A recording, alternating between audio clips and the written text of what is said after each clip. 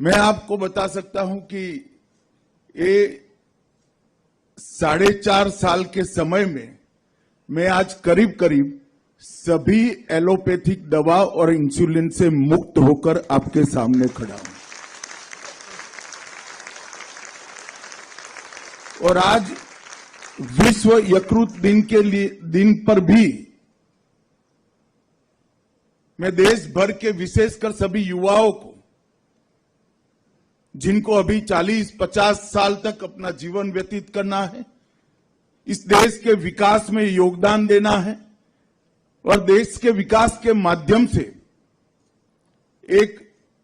हम सब इच्छा करते हैं ऐसे विश्व का निर्माण करना है, वो युवाओं को मैं जरूर कहना चाहूंगा कि अपने शरीर के लिए 2 घंटा और दिमाग के लिए